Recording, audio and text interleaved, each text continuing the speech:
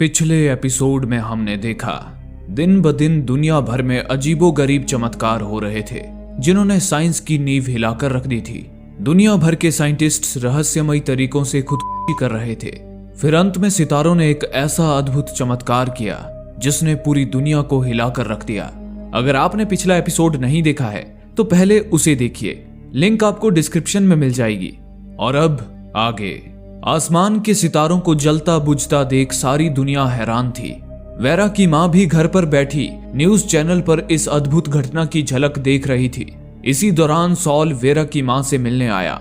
Vera की माँ ने सॉल से पूछा कि क्या उसके पास सितारों के उस चमत्कार का कोई साइंटिफिक एक्सप्लेनेशन है।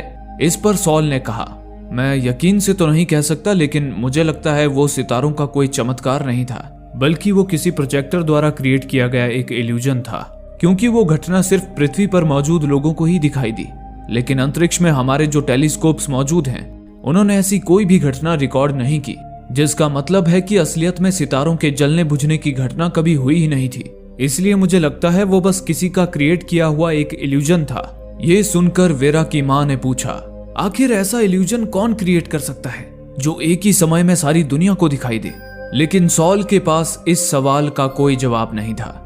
इसी दौरान दूसरी ओर ऑगी अपने काउंटडाउन को लेकर डरी हुई थी। सितारों से संकेत मिलने के बाद वो समझ चुकी थी कि काउंटडाउन का समय खत्म होने पर उसके साथ बहुत बुरा हो सकता है। इसलिए उसने काउंटडाउन खत्म होने से कुछ मिनट पहले ही अपनी नैनो फाइबर बनाने वाली कंपनी को हमेशा के लिए बंद कर दिया। कंपनी के बंद होते ही ऑगी का काउंटडाउन भी उसकी नजरों से ओझल हो गया। ये देख ऑगी ने राहत की सांस ली और कंपनी के बाहर ही एक बेंच पर बैठ गई। इसी बीच डिटेक्टिव क्लैरेंस ऑगी से मिलने वहां आया। हालांकि ऑगी क्लैरेंस को जानती नहीं थी, इसलिए वो उसे टालती हुई अपने घर की तरफ जाने लगी। तभी क्लैरेंस ने उससे कहा, क्या तुम जानना चाहती हो कि कल रात सितारे तुम्हारे लिए ही क्यों जल बुझ रहे थे। ये सुनकर ऑगी दंग रह गई। वो उसी वक्त क्लैरेंस के साथ उसके ऑफिस में आ गई। वहां क्लैरेंस ने ऑगी को उस वक्त का सीसीटीवी फुटेज दिखाया जब ऑगी को बार के बाहर वो अनजान लड़की मिली थी जिसने ऑगी को उसकी कंपनी बंद करने को कहा था। लेकिन आश्चर्यजनक रूप से सीसीटीवी फुटेज से वो लड़की गायब हो चुकी थी। पर उस फुटेज में साफ देखा जा सकता था कि कोई अदृश्य व्यक्ति अपने लाइटर से ऑगी की सिगरेट जला रहा था। इसलिए क्लैरेंस को यकीन था कि ऑगी के साथ वहां कोई तो था जिसने किसी तरह खुद को फुटेज से मिटा लिया था। क्लैरेंस ने ऑगी से पूछा कि आखिर वो वहां किससे बात कर रही थी। इस पर ऑगी ने क्लैरेंस को अपने काउंटडाउन और उस लड़की के बारे में सब कुछ बता दिया। उसे सुनकर क्लैरेंस ने ऑगी से कहा कि ऑगी ने दुनिया के सबसे पतले नैनो फाइबर्स की खोज की है। शायद कोई है जिसे ऑगी के नैनो फाइबर्स से खतरा महसूस हो रहा है, इसलिए उसने ऑगी की कंपनी को बंद करवाने के लिए ये सारा खेल रचा था। इस पर ऑगी ने कहा कि फुटेज से किसी को हटाना तो फिर भी आसान है, लेकिन किसमें इतनी ताकत है जो यूनिवर्स के सितारों को भी जला बुझा सकता है। ये सुनकर तो क्लैरेंस भी सोच में पड़ गया। इसी के साथ ये कहानी भूतकाल में सन 1968 में आ गई, जहां येवेंजी को मिलिट्री रिसर्च बेस में काम करते 1 साल हो चुके थे। येवेंजी को दूसरी दुनिया के लोगों से संपर्क करने में इतनी दिलचस्पी हो गई थी कि वो दिन रात बस उसी कोशिश में लगी रहती थी। लेकिन अब तक उन्हें कोई भी एलियन सिग्नल नहीं मिला था। येवेंजी समझ चुकी थी कि अब तक वे लोग जो सिग्नल अंतरिक्ष में भेज रहे थे वो काफी कमजोर था, इसलिए वो अंतरिक्ष में ज्यादा दूर तक जा नहीं पा रहा था। इसी दौरान एक दिन येवेंजी ने एक अमेरिकन साइंटिस्ट डॉक्टर पीटरसन का एक आर्टिकल पढ़ा, जिसे पढ़कर उसे सिग्नल को पावरफुल बनाने का एक आइडिया आया। वो फौरन चीफ इंजीनियर के पास गई और उसे वो आर्टिकल दिखाते हुए बताया, आज से 1 साल पहले डॉक्टर पीटरसन ने अपनी ऑब्जर्वेटरी में जुपिटर ग्रह से निकले रेडियो वेव्स को डिटेक्ट किया था। ठीक उसी दिन हमारे रिसर्च बेस के डिटेक्टर ने भी उन्हीं रेडियो वेव्स को डिटेक्ट किया, पर हमें वो रेडियो वेव्स डॉक्टर पीटरसन से 13 मिनट बाद मिले थे, क्योंकि डॉक्टर पीटरसन को जो रेडियो वेव्स मिले थे वो डायरेक्ट जुपिटर ग्रह से पृथ्वी पर आए थे। लेकिन हमें मिलने वाले रेडियो वेव्स पहले सूरज तक पहुंचे और सूरज से रिफ्लेक्ट होकर पृथ्वी तक पहुंचे, इसलिए उन्हें 13 मिनट ज्यादा लगे। लेकिन हमें जो रेडियो वेव्स मिले थे वो डॉक्टर पीटरसन को मिले रेडियो वेव्स के मुकाबले काफी ज्यादा स्ट्रॉन्ग थे। इससे ये बात साबित होती है कि सूरज न सिर्फ रेडियो वेव्स को रिफ्लेक्ट करता है, बल्कि वो उसे एम्पलीफाई करके उसकी स्ट्रेंथ को भी बढ़ा देता है। ये समझाने के बाद येवेंजी ने चीफ इंजीनियर से कहा, अगर हम सूरज को एंटीना की तरह यूज करें और अंतरिक्ष में डायरेक्ट सिग्नल ना भेजकर उसे सूरज पर भेजें, तो सूरज उस सिग्नल को एम्पलीफाई करके उसकी स्ट्रेंथ को लाखों गुना तक बढ़ा देगा। जिससे हमारे एलियन से संपर्क होने के चांसेस काफी ज्यादा बढ़ जाएंगे। ये सुनकर तो चीफ इंजीनियर भी येवेंजी के दिमाग की दाद देने लगा। फिर अगले दिन चीफ इंजीनियर ने ये आइडिया कमांडर को भी बताया, लेकिन उसने येवेंजी से गद्दारी करते हुए कमांडर को बताया कि ये आइडिया उसका है। वो आइडिया सुनकर कमांडर ने येवेंजी को भी अपने कैबिन में बुलाया और उससे पूछा, क्या तुम्हें भी चीफ इंजीनियर के कैलकुलेशंस सही लग रहे हैं? ये सुनकर येवेंजी को पता चल गया कि चीफ इंजीनियर ने उसे धोखा दिया है। इस धोखे ने येवेंजी के दिल को भारी चोट पहुंचाई थी, लेकिन फिर भी येवेंजी ने कमांडर को चीफ इंजीनियर की सच्चाई नहीं बताई और कहा कि वो कैलकुलेशंस बिल्कुल सही हैं। लेकिन कमांडर को डर था कि ये आइडिया उनके पूरे प्रोजेक्ट को बंद करवा देगा, क्योंकि कम्युनिस्ट पार्टी के लीडर माओ जेडोंग को उनके सपोर्टर्स सूरज का प्रतीक मानते थे।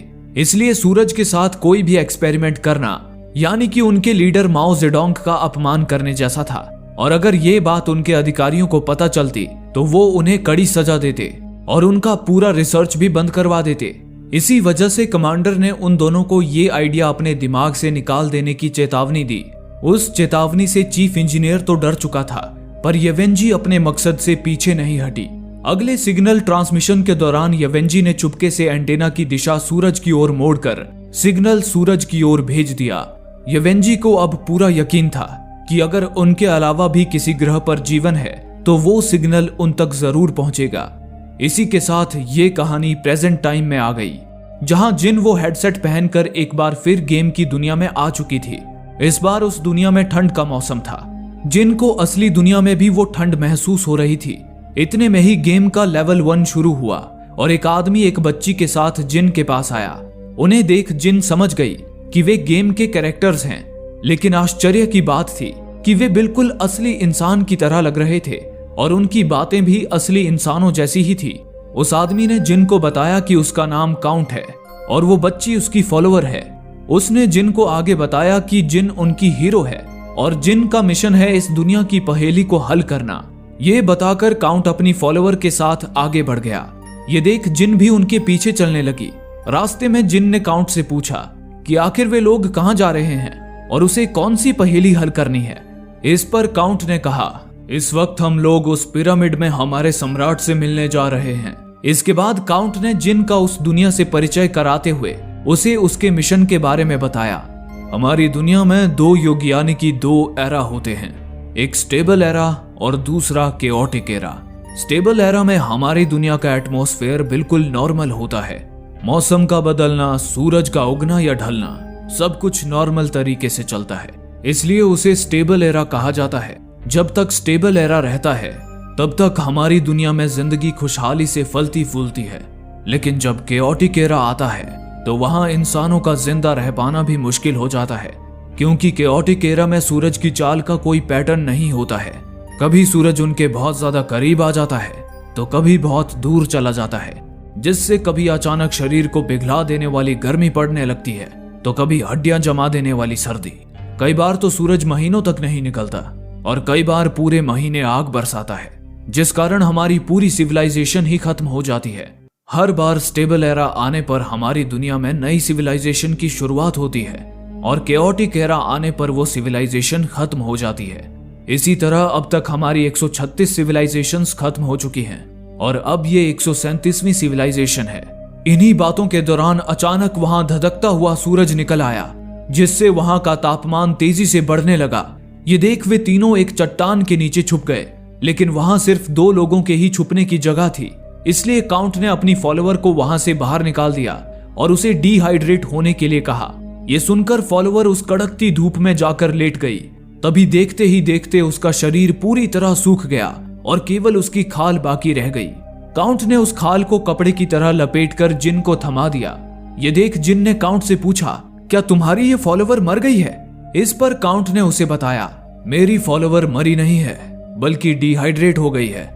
दरअसल केओटिक एरा के दौरान इस दुनिया के सारे लोग इसी तरह डिहाइड्रेट होकर खुद को प्रिजर्व कर लेते हैं। इस दौरान हमारे सम्राट उन डिहाइड्रेट हुए लोगों की देखरेख करते हैं। सम्राट हर केओटिक एरा के दौरान कुछ बुद्धिमान लोगों को अपने महल में बुलाते हैं, जिनका काम होता है सूरज की चाल को समझकर यह अनुमान लगाना कि केओटिक एरा कब खत्म होगा और उसके बाद आने वाला स्टेबल एरा कब तक रहेगा।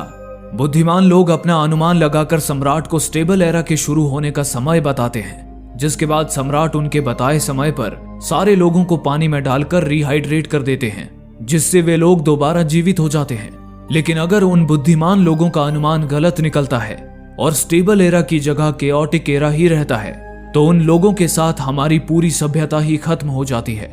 काउंट ने जिन को आगे बताया कि इस बार सम्राट ने अनुमान लगाने के लिए जिन और काउंट को महल में बुलाया था और सूरज की चाल को समझकर स्टेबल एरा के आने का सही अनुमान लगाना ही इस गेम में जिन का मिशन था। उस अजीबो गरीब गेम ने जिन के दिमाग के सारे तार हिला दिए थे। जिन ने हेडसेट उतार कर गेम को बीच में ही रोक दिया। फिर उसने उसी वक्त अपने दोस्त जैक को अपने घर बुलाया और उसे भी वो हेडसेट दिखाते हुए उस गेम के बारे में बताया और साथ ही ये भी बताया कि मरने से पहले वेरा वही गेम खेला करती थी। उस गेमिंग हेडसेट को देख जैक को भी हैरानी हुई कि आखिर वो कैसा गेम था जिसमें ना कोई स्क्रीन थी, ना साउंड के लिए कोई हेडफोन जैक था और ना ही कोई चार्जिंग पोर्ट, यहाँ तक कि उसमें किसी कंपनी का लोगो भी नहीं था। उस गेम को एक्सपीरियंस करने के लिए जैक ने भी वो हेडसेट पहन लिया। अगले ही पल जैक भी जिन की तरह गेम की दुनिया में पहुंच गया। हकीकत से मेल खाती गेम की उस दुनिया को देखकर जैक के आश्चर्य का ठिकाना ना रहा। लेकिन तभी अचानक जैक के पीछे तलवार लिए एक लड़की आ गई। उसने जैक से कहा, तुम्हें इस गेम में इनवाइट नहीं किया गया है। ये कहकर उस लड़की ने तलवार के एक ही वार से जैक की गर्दन ही धड़ से अलग कर दी। जैक ने फौरन उस हेडसेट को उतार दिया। गर्दन कटने के उस भयानक एहसास ने जैक के दिमाग को झंझोड़ कर रख दिया। उसे समझ आ गया कि उस गेम की टेक्नोलॉजी उनके समय से लगभग 150 साल आगे है। हालांकि अब जैक और जिन की उस गेम को समझने में दिलचस्पी और ज्यादा बढ़ गई थी। जैक ने एक दो बार और उस हेडसेट को पहन कर देखा, लेकिन हर बार वो लड़की उसके पीछे आ जाती थी और ये कहकर कि तुम्हें इस गेम में इनवाइट नहीं किया गया है, वो जैक की गर्दन ही काट देती थी और जैक गेम से बाहर निकल आता था। हालांकि जिन के उस हेडसेट को पहनने पर वहां कोई लड़की नहीं आती थी। जिन और जैक उस गेम को समझने में लग गए, लेकिन वे दोनों इस बात से अनजान थे कि डिटेक्टिव क्लैरेंस ने जिन के फोन को हैक कर रखा था और उनकी सारी बातें सुन रहा था। उसे पता चल चुका था कि जिस हेडसेट की उन्हें तलाश थी वो जिन के पास था। अब वो देखना चाहता था कि हेडसेट पहनने के बाद जिन के साथ आगे क्या होगा। कुछ देर बाद क्लैरेंस एक कब्रिस्तान में आ गया। आज क्लैरेंस की स्वर्गवासी पत्नी का जन्मदिन था। वो हर साल की तरह इस बार भी अपनी पत्नी की कब्र पर केक रखने आया था। तभी अचानक उसे एक लड़की ने आवाज दी। ये वही लड़की थी जिसने ऑगी को उसकी कंपनी बंद करने के लिए कहा था। हालांकि ऑगी ने क्लैरेंस को उस लड़की के बारे में बताया था, लेकिन सीसीटीवी फुटेज से वो लड़की गायब थी, इसलिए क्लैरेंस ने उसे अब तक देखा नहीं था। उस लड़की ने क्लैरेंस से कहा कि वो भी अपने पिता की कब्र पर केक रखने आई है। ये कहकर वो लड़की क्लैरेंस से उसकी पत्नी के बारे में पूछने लगी, पर क्लैरेंस अपनी पत्नी की यादों में खोया था, इसलिए उसने उस लड़की से ज्यादा बातें नहीं की और उसे टालता हुआ वहां से चला गया।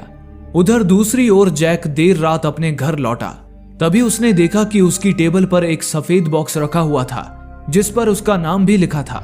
जैक ने जब उस बॉक्स को खोला तो देखा कि उसके अंदर ठीक जिन की ही तरह एक गेमिंग हेडसेट था और साथ ही उसमें एक कार्ड भी था जिसमें लिखा था, जैक तुम्हें गेम में इनवाइट किया जाता है।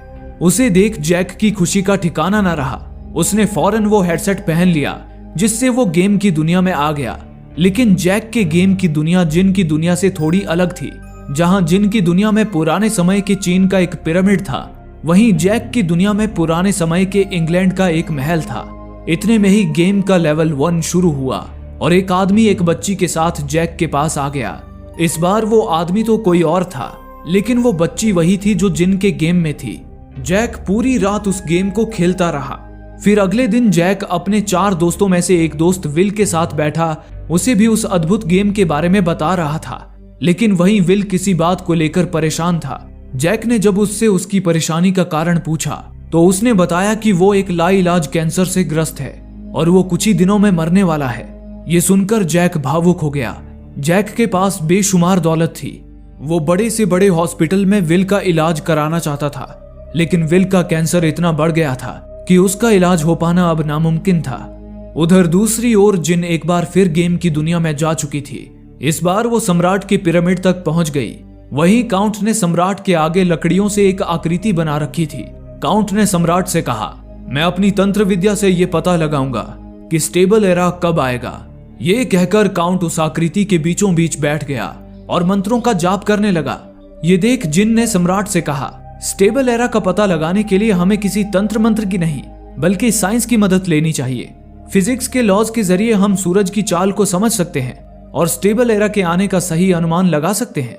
हालांकि जिन की ये बात सम्राट के सिर के ऊपर से निकल गई। इतने में ही काउंट ने अपनी रिचुअल पूरी कर ली और सम्राट को बताया कि आज से 8 दिन बाद केओटिक एरा खत्म हो जाएगा और आने वाले 63 सालों तक स्टेबल एरा रहेगा। ये बताकर काउंट ने जिन को जमीन पर हाथ रखने के लिए कहा। उसने बताया कि इस दुनिया में वे लोग जमीन पर अपने हाथ रखकर समय को तेजी से आगे ले जा सकते हैं, जिससे वे बिना इंतजार किए अपनी प्रेडिक्शन चेक कर सकते हैं। ये सुनकर जिन ने जैसे ही जमीन पर अपना हाथ रखा तभी समय तेजी से आगे बढ़ने लगा और चंद सेकंड्स में ही 8 दिन बीत गए। तभी उन्होंने देखा कि आसमान अब बिल्कुल साफ हो चुका था और सूरज भी अपनी सही पोजीशन पर था। ये देख सम्राट ने अपने सिपाहियों को सारी प्रजा को रिहाइड्रेट करने का आदेश दिया, जिसके बाद उन सिपाहियों ने बड़ी बड़ी मीनारों में प्रिजर्व किए गए सारे लोगों को पानी में डाल दिया, जिससे वे चंद पलों में ही रिहाइड्रेट होकर वापस जीवित हो गए। इसी दौरान जिन ने काउंट की फॉलोअर उस बच्ची को भी रिहाइड्रेट करके जीवित कर दिया, लेकिन तभी उन्होंने देखा कि अचानक सूरज उनसे दूर होता जा रहा था। देखते ही देखते वहां गहरा अंधेरा छा गया। उसे देख वे सारे लोग समझ गए कि काउंट की प्रेडिक्शन गलत साबित हो चुकी थी। वहां तो अब भी केओटिक एरा ही चल रहा था। अगले ही पल वहां बर्फीली लहरों का एक तेज तूफान आया, जिसने वहां मौजूद सारे लोगों की हड्डियों तक को जमा कर रख दिया। उस ठंड में जमकर काउंट की फॉलोअर के साथ साथ वहां मौजूद सारे लोगों की मौत हो गई, लेकिन जिन पर उस ठंड का कोई असर नहीं हुआ। इतने में ही जिन के पीछे अचानक वही लड़की प्रकट हो गई जिसने अपनी तलवार से जैक की गर्दन काटी थी। उस लड़की ने जिन से कहा, तुम सिविलाइजेशन 137 को खत्म होने से नहीं बचा पाई, लेकिन इस लेवल में तुमने लोगों को यह एहसास करा दिया कि सूरज की चाल को समझने के लिए उन्हें किसी तंत्र मंत्र की नहीं बल्कि साइंस की जरूरत है। इसलिए तुम्हें लेवल 2 में भेजा जाता है, जहां तुम्हें अगले सिविलाइजेशन को बचाने के लिए साइंस का इस्तेमाल करना है। इन्हीं बातों के दौरान जिन ने जब आसमान की ओर देखा तो उसे वहां 1 या 2 नहीं बल्कि 3 सूरज दिखाई दिए। उसे देख जिन सोच में पड़ गई, लेकिन जिन इस बात से अनजान थी कि वो गेम की दुनिया में जो भी देख या कर रही थी, उन सारी घटनाओं को एक अनजान शख्स कंप्यूटर पर मॉनिटर कर रहा था। वो शख्स केवल जिन को ही नहीं बल्कि उस गेम को खेलने वाले दुनिया भर के सारे लोगों को मॉनिटर कर रहा था। इसी दौरान स्ट्रेटेजिक इंटेलिजेंस एजेंसी में डिटेक्टिव क्लैरेंस अपने बॉस वेड के कैबिन में आया। वेड ने उससे इवांस नाम के उस बूढ़े आदमी की सारी रिपोर्ट्स मांगी जो वेरा के फ्यूनरल में आया था। इस पर क्लैरेंस ने उसे बताया, इवांस काफी समय से लोगों को साइंस के खिलाफ भड़काने वाली कॉन्स्पिरेसी थ्योरीज जैसे कि एंटी वैक्सीन प्रोपेगेंडा और 5G कॉन्स्पिरेसी थ्योरीज को बढ़ावा देता आ रहा है। ये सुनकर वेड ने कहा, फिर तो सितारों के जलने बुझने वाली घटना के पीछे भी इवांस का ही हाथ होगा, लेकिन वो अकेला ये सब नहीं कर सकता। जरूर कोई पावरफुल लोग इस काम में उसकी मदद कर रहे हैं। ये बताकर वेड ने क्लैरेंस को इस केस के और तह तक जाने के लिए कहा। इस पर क्लैरेंस ने वेड को एक चौंकाने वाली बात बताई। उसने बताया, सन 1977 में अमेरिका के ओहायो स्टेट यूनिवर्सिटी में साइंटिस्ट ने अंतरिक्ष से आए एक अनजान रेडियो सिग्नल को डिटेक्ट किया था। साइंटिस्ट का मानना था कि वो सिग्नल एलियंस द्वारा भेजा गया था जो उनसे संपर्क करने की कोशिश कर रहे थे, पर उस सिग्नल में क्या था ये आज तक कोई समझ नहीं पाया। उस वक्त ओहायो यूनिवर्सिटी के अलावा वो सिग्नल केवल चाइना के एक मिलिट्री रिसर्च बेस ने ही डिटेक्ट किया था। और हैरानी की बात तो ये है कि उस वक्त इवांस भी चाइना में ही था। ये कोई कोइंसिडेंस तो नहीं हो सकता। ये सुनकर वेड सोच में पड़ गया और इसी के साथ ये कहानी भूतकाल में सन 1977 में आ गई, जहां येवेंजी चीफ इंजीनियर के साथ एक अमेरिकन आदमी से मिलने आई थी। दरअसल मिलिट्री ने अपनी रेडियो एस्ट्रोनॉमी लेबोरेटरी बनाने के लिए जिस जंगल को नष्ट कर दिया था, वहां वो अमेरिकन आदमी नए पेड़ उगा रहा था। वो आदमी कोई और नहीं इवांस ही था, जो उस वक्त जवान था। वहीं येवेंजी ने इवांस के पास साइलेंट स्प्रिंग बुक भी देखी, जिससे वो समझ गई कि इवांस एक पर्यावरण प्रेमी था। येवेंजी ने इवांस से उस जगह को छोड़कर जाने के लिए कहा ताकि वे लोग वहां अपनी लैब बना सके। इस पर इवांस ने वो जगह छोड़ने से साफ इनकार कर दिया। उसने कहा कि इंसानों ने अपने फायदे के लिए न जाने कितने जंगल तबाह कर दिए हैं। इंसानों के लालच के कारण साल दर साल जीव जंतुओं की हजारों प्रजातियां विलुप्त होती जा रही हैं। इसलिए इवांस ने ठान लिया था कि उस जंगल को बचाने के लिए वो अपनी जी जान लगा देगा। इवांस ने येवेंजी और चीफ इंजीनियर को वहां से जाने के लिए कहा। इस पर वे दोनों वहां से जाने लगे, पर जाते जाते येवेंजी ने इवांस से कहा कि वो एक अच्छा काम कर रहा है, वो कोशिश करेगी कि वहां लैब ना बनाई जाए। यहीं से येवेंजी और इवांस की दोस्ती की शुरुआत हुई। रिसर्च बेस पर वापस लौटकर येवेंजी ने चीफ इंजीनियर को समझाया कि उन्हें अपनी लैब दूसरी जगह पर बनानी चाहिए, लेकिन कमांडर और चीफ इंजीनियर ने अपना फैसला बदलने से इनकार कर दिया। ये सुनकर येवेंजी को बड़ी निराशा हुई। इसी तरह कुछ दिन बीत गए। फिर काम के दौरान एक दिन जब येवेंजी रेडियो सिग्नल को सुन रही थी, तभी उसे एक अनजान सिग्नल मिला। उसे सुनकर येवेंजी हरकत में आ गई। उसे पता चला कि असल में वो सिग्नल किसी दूसरे ग्रह से आया किसी एलियन का मैसेज था। उसने सबसे छुपकर फौरन उस मैसेज को कंप्यूटर पर ट्रांसलेट किया। उस मैसेज में लिखा था, अगर तुम अपनी खैरियत चाहते हो तो इस मैसेज का जवाब मत देना। ये पढ़कर येवेंजी के हाथ पैर कांप उठे। उसने आगे के मैसेज को ट्रांसलेट किया, जिसमें लिखा था, तुम खुशकिस्मत हो जो तुम्हारा भेजा मैसेज मुझे मिला। मैं शांतिवादी हूँ, युद्ध मुझे पसंद नहीं है, इसलिए मैं तुम्हें चेतावनी देता हूँ कि इस मैसेज का जवाब मत देना। अगर तुमने इस मैसेज का जवाब दिया और मेरे अलावा किसी और ने तुम्हारा मैसेज पढ़ लिया तो मेरे ग्रह के लोग तुम्हारे ग्रह पर आ जाएंगे और तुम्हारे ग्रह पर कब्जा कर लेंगे। उस मैसेज को पढ़कर येवेंजी अंदर तक हिल चुकी थी, लेकिन अब तक उसने इंसानों की जो क्रूरता देखी थी और जिस तरह इंसान प्रकृति को नष्ट करते जा रहे थे, उससे येवेंजी का इंसानों पर से भरोसा उठ चुका था। उसके दिमाग में ये बात घर कर गई थी कि इंसान प्रकृति को मिटाकर पूरी मानव जाति को भी खत्म कर देंगे। इसलिए उसने सोचा कि अगर इंसानों की जगह पृथ्वी पर कोई एडवांस सिविलाइजेशन राज करे तो प्रकृति के साथ साथ मानव जाति भी खत्म होने से बच सकती है। सुबह होते ही उसने एंटीना की दिशा सूरज की ओर मोड़ दी। उसके बाद उसने कंप्यूटर पर एलियंस के लिए ये मैसेज टाइप किया कि हम इंसान अपने ग्रह को नहीं बचा पा रहे हैं, इसलिए मैं चाहती हूँ तुम हमारे ग्रह पर आओ। इस ग्रह पर कब्जा करने में मैं तुम्हारी मदद करूंगी। वो मैसेज भेजने से पहले एक पल को तो येवेंजी ने इसके अंजाम के बारे में सोचा, लेकिन अगले ही पल उसने वो मैसेज एलियंस को भेज दिया। और इसी के साथ ये एपिसोड यहीं समाप्त हो गया। आखिर वो एलियंस कौन थे और येवेंजी के भेजे उस मैसेज का आखिर क्या अंजाम होगा, जानने के लिए देखना ना भूलें रहस्यों से भरी इस कहानी का अगला एपिसोड। कहानी का अगला एपिसोड आपसे मिस ना हो, इसलिए चैनल को सब्सक्राइब करने के बाद नोटिफिकेशन बेल को जरूर प्रेस कर लें। धन्यवाद।